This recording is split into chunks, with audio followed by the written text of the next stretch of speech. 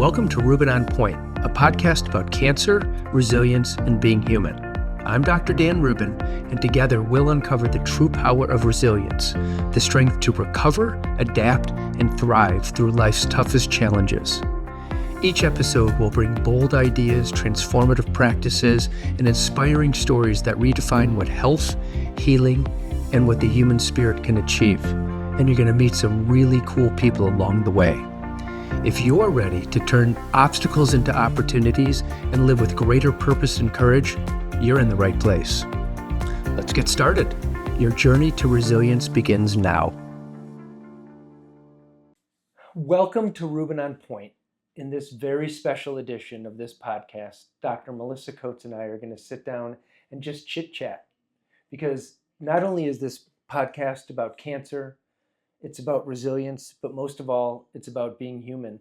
And we've been being human together for, 18 years working together? Yeah. It's been amazing. Yeah. And we don't get a lot of time to sit and chat. No, we don't. We have lunch, but usually one of us is spastic or we're going over cases. The residents are coming up to us or one of the staff members and we're answering patients' questions. So it's not like that relaxing of a time. So for this episode, I'm just going to take off the stethoscope and relax and enjoy talking to you. And I think what I'd really like to chat about is you, your humanness. You have such the intersection because you are a naturopathic oncologist. You're board certified. And I'm really interested to hear your philosophy now and some of the things that you've learned along your journey to become a naturopathic oncologist. We've been working together a long time and we've shared a lot of laughs, a lot of stuff, Yeah. a lot of patience, a lot of stories. We've seen a lot. 18 years is not a short amount of time. And I think the very first time I met you, it was my second year of med school. It was 2006. You came in at lunch at the school to introduce the Oncology Association of Naturopathic Physicians. So was that like 04? I think it was 06 or I don't know. It was my second year, whatever it was, and maybe 05. So you came in and you were discussing the Oncology Association of Naturopathic Physicians and the philosophy behind it and why you were creating it, which resonated with me, I guess. And I don't remember who I was sitting next to in the back of the room, but I looked at them and I said, I'm going to work with that guy one day. And I was being slightly facetious at the time, but also serious somehow. So you manifested that. Yeah, I guess. It worked. Maybe I did too. It worked out, and here we are. It's been a long time. Had you been interested in the world of oncology at that time as a student? It wasn't the top of my list at the time. Actually, I was very interested in geriatrics. Which you still are. Which I still am, and yes. I still love older adults, obviously. But the intersection with that oncology kind of came along too, and cancer affects everybody in every age, unfortunately. What draws you to want to care for or treat people that are at an advanced age? A lot of people blame their health going downhill on aging, which to me is a cop-out, that they're just like, oh, I'm old, so that must be it. But I've seen people who are 80, 85 thriving in amazing health and doing really well. And it's just a matter of taking care of their body and figuring out how to, make it optimized so that it doesn't go downhill. You can see someone who's 30 years old that's really sick too, because they haven't taken care of their body as well. So we know some of those people. We do. We see some of that. And so do you think that looking forward to that realm of geriatrics and taking care of people with advancing age, and maybe 65 is the new 40 nowadays because there's so much out there that we can consume and the information is flowing differently than it had been, say, when we were 40, right? Do you think genetics or epigenetics plays a role in how those people age in those later years? For sure. Obviously some people win the lottery with genetics. They have longevity and they have health. And, there's some people you've seen them, they're like, they've done everything wrong. Because, they smoke, they drink, they do everything, but yet they live forever. And you were like, why? Right. And then other people do everything perfectly and yet their health is going south, and it's like, why did they get the short straw? You don't know. But people are learning now how to take control of that and understanding their history better. And we're learning more about their mitochondria and how to, talk to their genetics and everything to make it. Do you see change. mostly that when people come to you, let's talk about, you take care of some people that don't have cancer, Correct. that are also geriatric, and that's a small part of your practice. Yeah. I mean, you're mostly oncology. But yeah, I mean, you are, I'd say 98% oncology, but you are one of the best doctors that I know. Oh, and well, you are. I mean, ditto. You are. Well, thanks, but no, you are on so many levels too. And watching you practice, and sometimes I see a patient of yours, or we discuss a case. I see your thought process. I see how you manage. I talk to our residents. I talk to the staff, and I know, because you can't work together for almost 20 years and not know.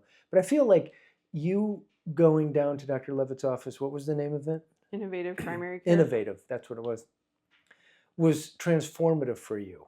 Yeah, I got to see a lot of patients in a day. It was right out of the gate, and when you're first starting practice, that doesn't always happen, right?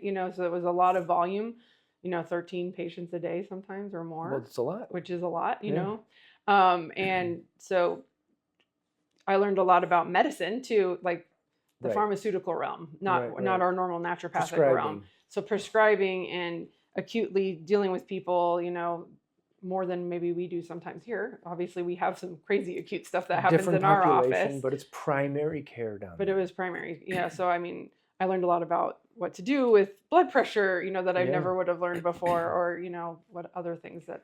Well, I think it really helped shape you into the doctor you are, at least jumpstart. Not that you weren't going to become a great doctor, but it was invaluable experience. And I watched that. I was a little bit envious of it, I have to say. And just getting that primary care, because we do graduate as primary care physicians. And it wasn't until 2006 that any naturopathic doctor was eligible to become a board certified naturopathic oncologist. And so I also in school set up, because there wasn't a lot of geriatrics at the time. At our school, we had like one class and that was it. Yeah. So I went to, at the time, the Sun Health Research Institute and their geriatrics part, and I asked them if I could do something.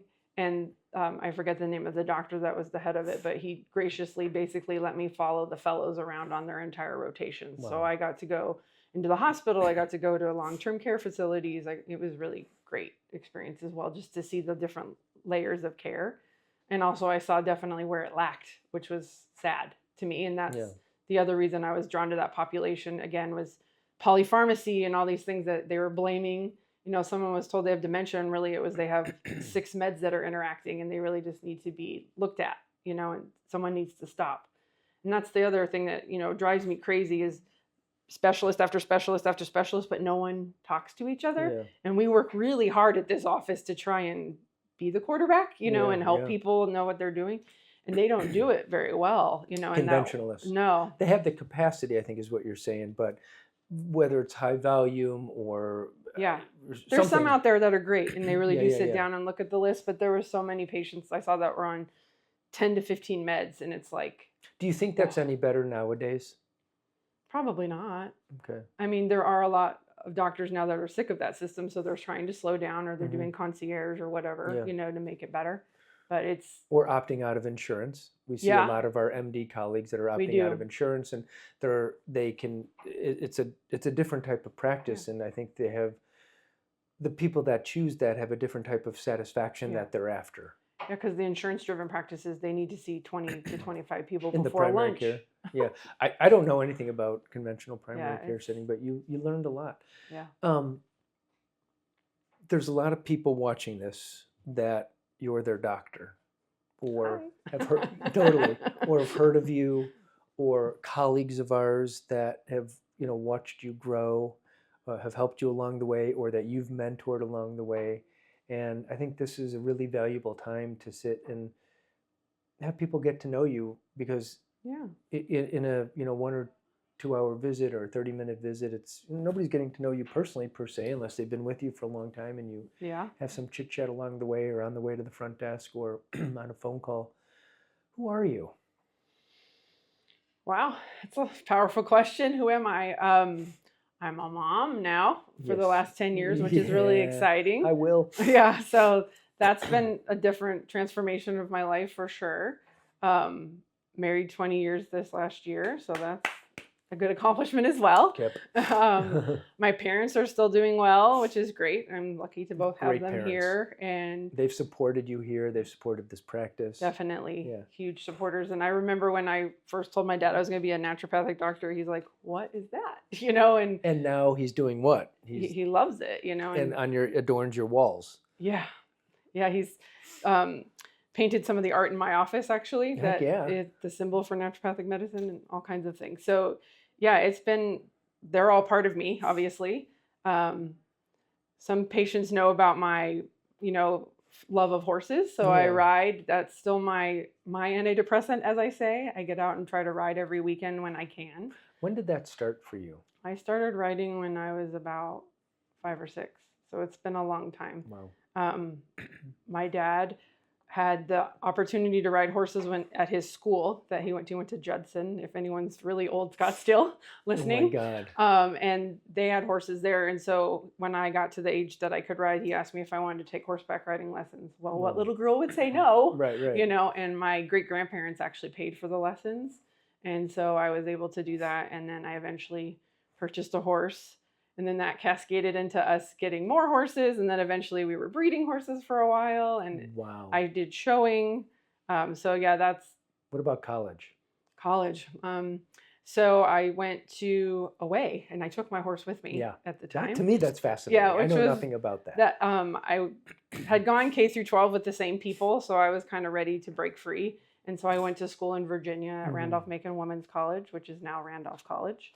And I got to ride as my PE credits, which was kind of cool. What does it mean to bring your horse with you? Like for me, I'm from Chicago and I went to school in Iowa, and I'm like, what did you do? Like I brought a TV. Yeah. Right. Basically, there was a stable that was associated with our college, and it was a few miles up the road, and so you had to pay for boarding and all that stuff to have the horse there, but it was affiliated with the school, so I got to ride him. But what's it like to be a college student and have the responsibility of a horse? I'm curious. It was a big one. Yeah.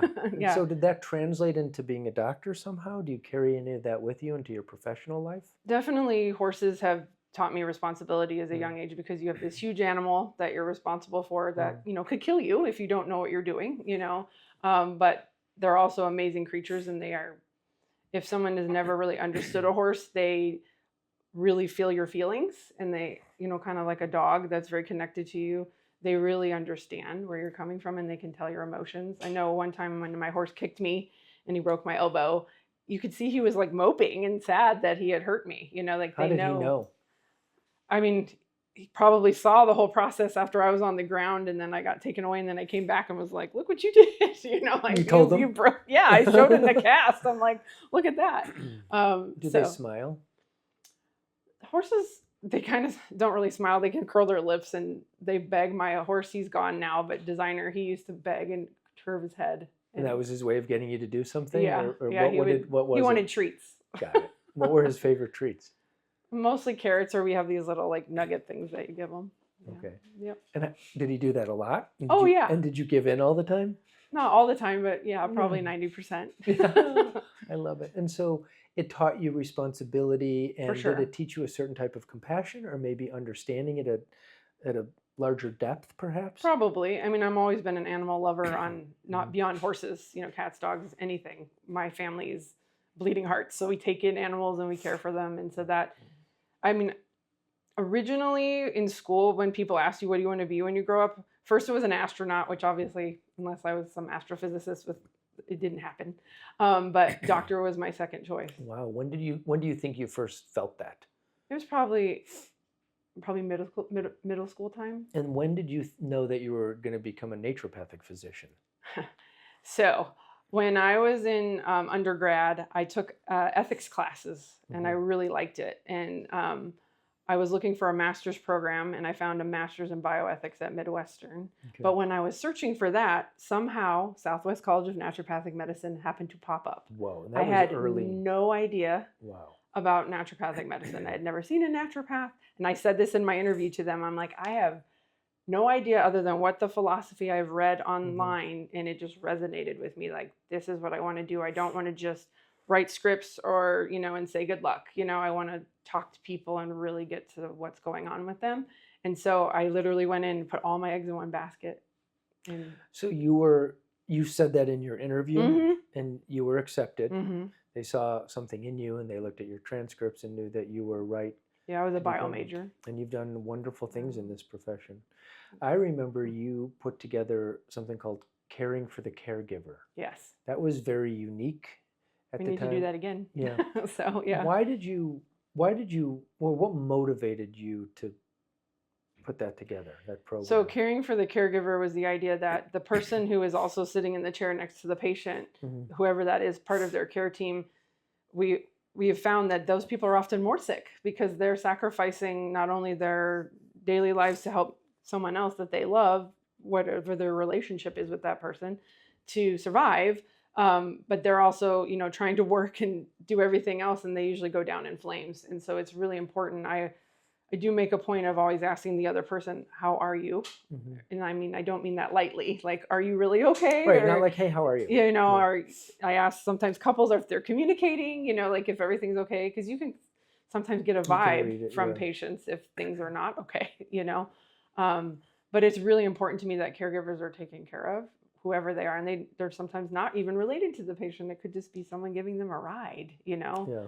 And the idea was to give them some reprieve when they're sitting in the office for sometimes hours and hours to get some relaxation or support or care or have a visit if they need to address things with their health. Yeah. So Going back to who you are, Mhm. you said you're a mom. Yep. You Mom, daughter, wife, all those mom, things. daughter, wife. You talked about equestrianism. And what else were you going to add? Because we sort of took that equestrianism for a Yeah. ride, so to speak. I'm also a really big music lover. That's what my husband and I like to go do. We go to concerts. A lot. A lot. Well, that's good vibe to feel the vibes of the Yeah. music, like live. It's different than listening to Live it. music is completely different, and being, in a stadium or a small club or whatever it is with people who are all vested in the same thing and everyone's singing along, and it's a very good way to release energy and absorb good energy too. I just love it. What are some of your favorite bands to see live? Let me People are guess. usually shocked. Does it start with a number? Yeah, Nine Inch Nails is my favorite. I've seen them. Very talented musical. I mean, Yes, from what it's I know. Industrial, kind of electronic and rock kind of mixed together. Very artistic. And then, rock and roll, heavy metal. People are surprised that I'm into heavy metal, but I really Why? like it. Why? Yeah. It's a big release. No. Why are they surprised? Oh, I don't know. I guess they Is just there look at me and they think that I would, I don't know, not listen to heavy Classical metal. or Maybe. Duran or something? Which I like that too. I'm also Yeah. a huge 80s music fan. And What is it about heavy metal that you like? I think people have the wrong connotation about Yeah, metalheads. this is what I was thinking. They're yeah. actually a great community. And like if I'm wearing a Nine Inch Nails shirt and I was at a concert the day before and we happen to see someone else wearing a Nine Inch Nails shirt, we will all talk to each other and we'll be like, oh man, did you hear this? And you could just talk to a stranger and they totally get it. But so that's within a community. And so people, you're saying that they have the connotation that perhaps metalheads are violent or dirty. Yeah, or something. Okay. Yeah, they're great. I mean, and you're inside it. Are you a metalhead? I guess. What does it mean to be a metalhead? Because I don't know that I mean, I know the terminology, but is it liking the type of music? I think so. Yeah. And there's a culture behind it. I mean, obviously some people they always dress in black and they're, look more alternative or edgy. Yeah. You don't necessarily have to be that way. Yeah. Well, you don't look that way. No, that's why I think maybe you people enjoy are the music and that type of beat resonates with you. Yeah. Okay, what's the third type or third band that you love? So you love heavy metal, you have Nine Inch Nails. I mean, I like some country music. I was going to ask if you were going to like sometimes. I like I said, 80s music. I like we could talk classical about the 80s. opera. I enjoy opera. Yeah. I go to Gamage a lot and see plays. So when you do take advantage of seeing things live.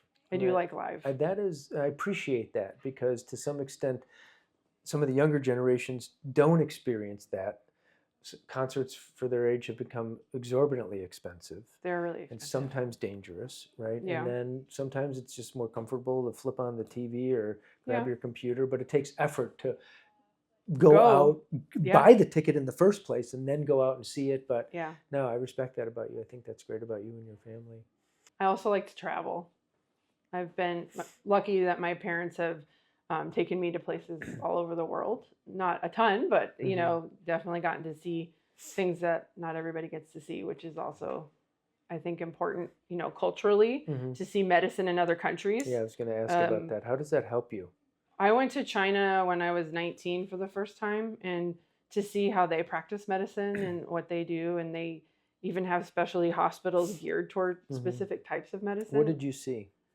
Like acupuncture, or you know, herbs, like in a medical setting. In a medical setting, in a hospital, and like herbs.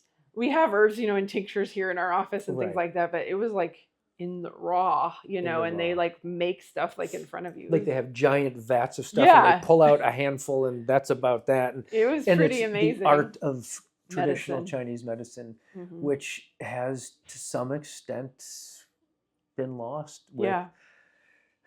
In our society, it's tough. Yeah. I mean, some of the things that are tough are information comes at us so quickly. We are responsible for an enormous amount more than we were, say, 10 years ago, even 15 years ago. And patients now have access to what we have access to. The information's right there. Doesn't mean they know how to amalgamate it or construct it or understand it. But I mean, don't you remember when the law was passed that patients were allowed to have access to their lab results? Yes. Before us, that was an issue. Yeah, it was interesting, you know, because suddenly they're looking at it and interpreting it and then coming to us, and it's like, well, wait a second, you know. But now we're seeing people come, like having put all their parameters into, say, ChatGPT or another AI format and coming through in handouts, and we're like, okay, no, this isn't, you know, this isn't a human interpreting it. I mean, it's still very early, but we're struggling with some of that, I think. Yeah, sometimes. When I say struggling, it's not like we're like, oh my God, but it's more of it's a pivot and meeting your patient and, you know, them wanting to advocate for themselves, which we advocate for as well. I mean, they have to do that. They only get a certain amount of time with us, but those are some of the ways I think we've seen medicine change. What are some of the changes in medicine and naturopathic oncology that have been most impactful in your life or your career or both? Before we started practicing together, you may recall, obviously, that I had a family member that saw you. So that shaped part of my journey too. You know, obviously I've had several people in my family who've dealt with cancer too, you know, so being on the other side of the table, you know, as the receiver of the information to help them in those chairs, you know, as the caregiver, I've been there too. And so that really, you know, makes me understand what people are going through to some degree. Obviously everyone's journey is different, but I've been there, you know, so that shaped me a lot in how have things changed in the oncology world?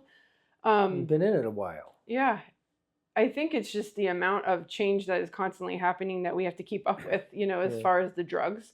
There's so many immunotherapies, and then there's this, and then they're mixing these together, you know, and trials and all that. It's just constant. So it's constant. We have to keep up with it. And also naturopathic medicine, you know, the nutraceuticals have gotten more and more advanced, and the testing and information, you know, I have so many specialty tests that we can look into. And that can be overwhelming so too. As a naturopathic oncologist, you're not only responsible for your part of the medicine, but the other parts as well, because you have to understand the conventional aspect of it. And people, there's a real role that the naturopathic oncologist, at least in this clinic when we practice together, plays in terms of what we were talking about before. Is we're essentially a primary care. Yeah. You know, I mean, I have certain limitations. I've told people, I'm like, okay, when it comes to this, that's going to be more specialty and it's not oncology. But we take care of all sorts of things for our patients. Yeah. Some people have multiple NDs. They'll have a primary care ND and then will act as a specialist, which is really one of the goals of having board certification in naturopathic oncology, is showing that expertise. But our patients trust us, they trust our staff, and sometimes they don't want multiple naturopathic doctors. So it makes you learn a lot. So being a mom and a professional, and not just a professional, but somebody who's responsible for other people, you take a huge amount of responsibility, not only as a doctor, but as a naturopathic oncologist, and as a wife, and as a daughter, and as a sibling. It's a lot of roles to play. Yep. And as a colleague, you know. How do you balance things? It's hard sometimes, to be honest. There's a lot of hours that we put in, just what you're talking about, all the stuff we have to keep up with, and it's hard to. What about Tuesday nights? Tuesday night. Yeah. Oh, okay. So Tuesday nights I go work out after yeah. work. Yes. Yeah. So exercise is my other big reliever, definitely. So I go to a trainer at least twice a week, typically, on top of the horseback riding and other things to relieve stress. It's really important to move my body. We talk about it with patients and it has to happen. Yeah. Moving the body is important. What have you noticed along your time as a doctor in how therapeutic diets or therapeutic dieting has changed along the way? Because you spent a lot of time in that realm and you're so much closer to the source when it comes to food than say I am in your interest level. Yeah. So the diets, it's interesting. There's all these fads and everybody wants to jump on them, whether it's carnivore or keto or whatever. I'm just giving some examples, but there's a lot of examples to give. There's many, many. I think we have 14 different diets we can administer here. At least, probably. But it's really meeting the patient where they're at. Yeah. That is I tell everyone in consult, I don't want you to be stressed out about what you're eating. Why? Because we need to eat to live, in a good way and nourish our bodies, but you shouldn't be thinking your food's going to kill you every second you're looking at it, or constantly, because yes, while our food system is messed up and it's got a lot of chemicals and bad things going on, and unfortunately some of that's out of our control, we can make the best decisions we can, but I understand that not everyone can make drastic changes, or should they? I have some people come to me and they're dead set, they've read keto is going to help save their life. Well, they already have lost a ton of weight and it's going to make them more cachectic or have no muscle mass on their body. And I have to tell them, you have to eat some carbs, or you're going to waste away. Carbs can be important for healing for a lot of people. That gives them that energy. Some people tolerate carbs a lot better than others, right? Correct. There's different blood types and all kinds of things. And, everybody's metabolisms are different. So I spend a lot of time talking about that with people, and it's stressful because everyone's trying to avoid seed oils or this or that, and it just all the minutia, it gets overwhelming, and then I just have to tell everyone we have to stop and we just have to reassess. The minutia, and especially with that, which we like, but that information being at the fingertips of people while they're even in your office. I've had people sitting there going, looking on their computer or phone, and we're going back and forth with information, which is great. I mean, I like that team approach, with them. But sometimes, I have to put my foot down and be like, I realize you're reading that, but this isn't best for you. So when you say meet the people where they're at, you mean maybe not interrupt their ceremonies? Maybe if it's, every night I like to have a glass of wine with my wife or with my husband. Even though we know what the World Health Organization says about alcohol and cancer, and we know what it can do metabolically to people, sometimes it's better not to stress them out by removing that, and you can work around that. Sometimes, alcohol is one I definitely have a harder conversation with them about because it does impact your life a lot more. Do you have a zero tolerance rule? I wouldn't say zero, but I'm pushing them toward that direction if I can. How come? Just because it's sugar and it bogs down your liver, and it's a slippery slope for some individuals, too. Yeah. So it isn't the best thing, obviously, but I realize the ritual of, having a coffee in the morning with somebody or a drink at night or whatever, we can try and figure out new ways to do that, or creating a new ritual, which maybe would be in your best interest. That really helps people not only change what they're doing, but also change their mind.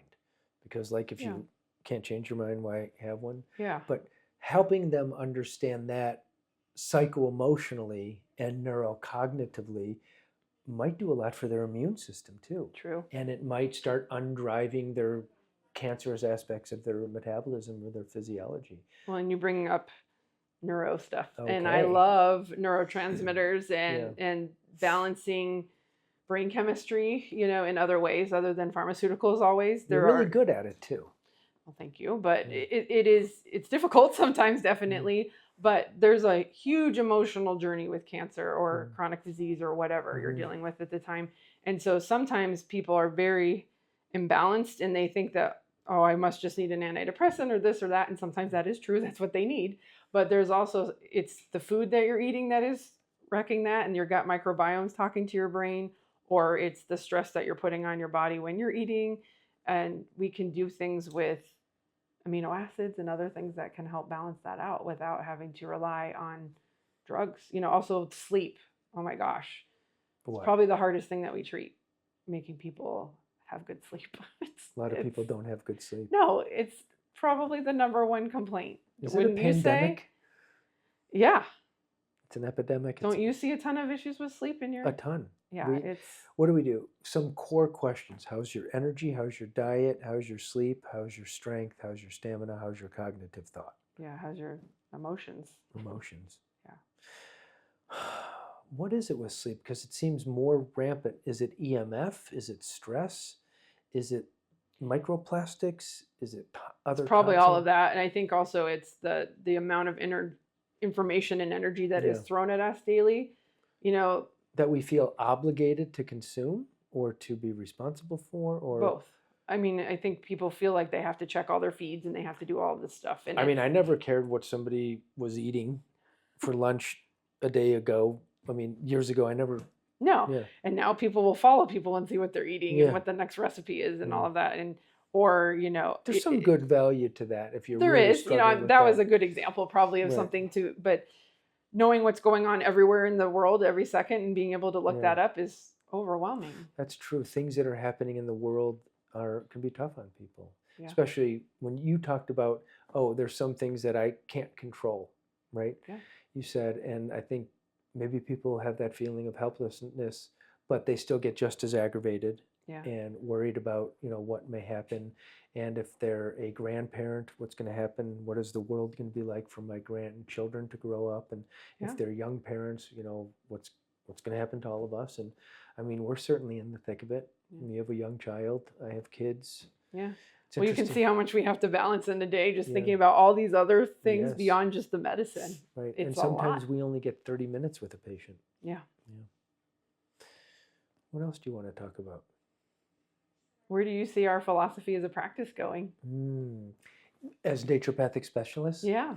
We are headed, I think we've, talked about this, and we're delving into the microbiome a whole lot more. We're really coming to terms with, or helping our patients understand a lot of the gobbledygook that's around regarding mitochondria. Yeah. And I think we have always played and will continue to play the role of being able to tame the fads that are out there. Yeah, definitely. We have seen through so many fads, and sometimes it's a little bit nail biting, don't you think? Where you're like, well, it looks really good, but I just don't think, like NAD. Yeah. Right. NAD was something, what was that, 2018 or so, when we're just like, we're not doing it. People still ask me it all the time. Yeah. Interestingly enough. I think as a practice, naturopathic specialists always strives to remain at that leading edge of integration, and that we're constantly seeking to understand what's happening next so we can deliver that to our patients. I've always had respect for the physicians that perform clinical trials and also practice, because it's happening right over there in that building, right? And we refer quite a bit to those doctors. One, they know what's upcoming, they know what didn't work, and they know currently what just worked, and they're very, fancy and modern. So I really appreciate that, because in the general community physician, it takes 14 to 17 years for info to trickle down. Yeah. So that's where we are we're not staying on trend, we're staying on point, really. And that's why this is called Rubin On Point, really, is to be on point and to know and to bring that info to our patients. And if we don't have that info and they're bringing something to us, as always, we're open and we'll help research it. Yeah. A big trend now is ivermectin, right? And we, and some of the other repurposed pharmaceuticals or super high dose melatonin. And I have had people, well, both of us have constantly people say, well, what about ivermectin or some of the azoles, right? Mm-hmm. But I remember fairly recently a spouse said, well, what about ivermectin? And I was like, no, not for this. It doesn't. Well, let me look it up. And so did some quick research, and sure enough, there was there was some early data on the use of ivermectin for this particular hematological malignancy, which was really interesting to me. And that's what I always pride this practice on, is that we are part of the team. We get brought on to help conduct the team, but we're never the full boss. We always see the patient as the person who's, we're being hired by. Yeah. And I see us continuing to do that and making sure that we're up to date on everything. Yeah. So I think that that's where we've done a good job, is we're able to volley back and forth very well with patients. And sometimes I've seen your patients, you've seen mine, and we can do that, you know? Absolutely. And I like when you see my patients. No, I like your philosophies. You know, we're the same and different. I like to think we're like the Olympic circles. You know, out here we're, you know, doing our thing in our style, and then we always come together. But that's a that's good analogy. that's how it is for this clinic. Yeah. Right. No, we're very lucky. We have such a great team of people. Oh my God, we do. Here's a shout out to the whole team. Yeah. For those of you who don't know the team at Naturopathic Specialists, if you get to know them, you're going to appreciate them as much as we do. Well, I'm glad you said that. It's why the tagline here, the motto is personalized medicine, personalized care, recognizing that medicine is only part of it. Yeah. Care, and you talked about care for the caregiver and caring about your person, caring about, like you said, not just, hey, how are you, but hey, how are you? You know, just changing the emphasis on a word, you know, can be a lot.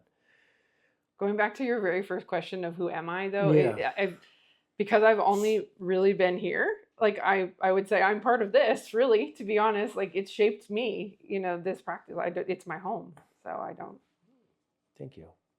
Well, yeah, me too. I mean, we've practiced together and shaped each other, and more so than we think. And whether it's spending holiday parties together, or one of my favorite places is the lunchroom, because we get to shoot cases. Yeah, the lunchroom. It's a legendary lunchroom. Yeah. Oh my God. Are you scared of the way that oncology might be pointed, or are you hopeful? I'm hopeful.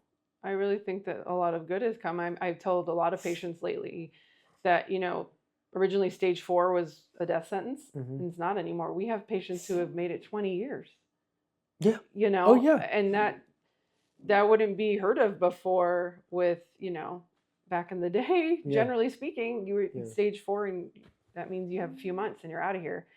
That's not what we see, which I think is the most awesome part of this practice, you know, and why I come to work, you know, excited every day to see who I'm going to help get further than they thought they were going to be. That is exciting. Yeah. Because that's the motivating factor. Oh, go ahead. Yeah, that's fine. What are some of your favorite things that are going on, whether it be in naturopathic or conventional oncology or functional medicine, or like, what are some of the favorite things that you're studying now or incorporating in practice or hoping to? Well, we recently got red light, which is fun. I know that's not huge, but I think it's neat that we have more tools all the time in the office. And the way we use it, and how many wavelengths we have, and the option. And you have the cool helmet. We have the Neuromatrix helmet. Well, so that's 1070 photobiomodulation for the brain. Yes, that's really awesome. I've enjoyed seeing how EBU has helped people. I mean, we have all these fun tools. Research-wise, I mean, there's so many. The pharmaceuticals off label and other things, and new nutraceuticals, and combining them, like it's interesting how it's all helping patients. So it's hard to say one thing, because there's so many things happening. And as you become more seasoned and more experienced as a physician, and you see some of the off-label ways to maybe even use a red light better. One of the other exciting things is what you've brought to the clinic recently is your partnership with Immune SystemThe. I mean, we've had some amazing stuff happen with patients. I've been following some of them and watching the results, and I've sent patients down there too, and I'm really excited to see what comes of that as well. So what excites you about Immune SystemThe? Is it the high technology? Because it's not a new idea. No, dendritic cells, right? Right. But it's finally doing it the right way, the way that nature intended, and the way that it actually happens in your body, because it's not a single loading of the dendritic cells, it's a double loading. Okay. Once Dr. Halpert and his crew discovered that and brought it now into the clinical realm, also into the clinical trial realm, which is happening at multiple institutions around the United States. Yes, it's exciting. And we have access to it for our patients. I mean, anybody has access to it down in Cancun. Yeah, I'm just excited with the results that we're getting. And we're combining, you know, we help our patients get to a place with our naturopathic medicine, and then they're able to go there, and then they're getting really good results. We have like a full solution for the immune system. Yeah. It is at the top of the line of helping to treat the immune system and redirecting it. I mean, your immune system truly is your first and last defense, and having a tumor represents at least some type of failure of that immune defense network. And we've been working with this for so long. We test, we treat, we test, we treat, we talk about it. Yeah. And so many people give lip service to it, but we're really doing something about it. Yeah. Yeah. No, That that's is- exciting. Yeah, it's incredibly exciting. So that is another thing that motivates me to keep on. To come to work and do your charting and do Oh the yes, stuff. and then- charting, a bane of our existence. Oh my God. Yes. Yes, but that's okay. Here we are. Well, it's been a fun 18 years, and Yeah. I'm looking forward to a lot more. Yeah. And I'm looking forward to doing this again, maybe next year, and saying like, okay, let's go from where we left off. What's happened over the last year? Yeah. It'll be fun to do. I'm sure we didn't think of lots of things to talk about, Yeah. so there's plenty more. Yeah. So Well, for Rubin On Point, this is Dr. Rubin and Dr. Coates, and thank you for watching. Thank you for joining us on Rubin On Point, a podcast about cancer, resilience, and most of all, about being human. I hope today's conversation inspired you to see new possibilities for growth, healing, and strength in your life. If you enjoyed this episode, be sure to subscribe, leave a review, and share it with someone who could use a little extra resilience in their day. Remember, no matter what challenges you're facing, resilience isn't just about bouncing back. It's about building a life of purpose, connection, and vitality. Until next time, stay strong, stay healthy, and take care of yourself and those around you.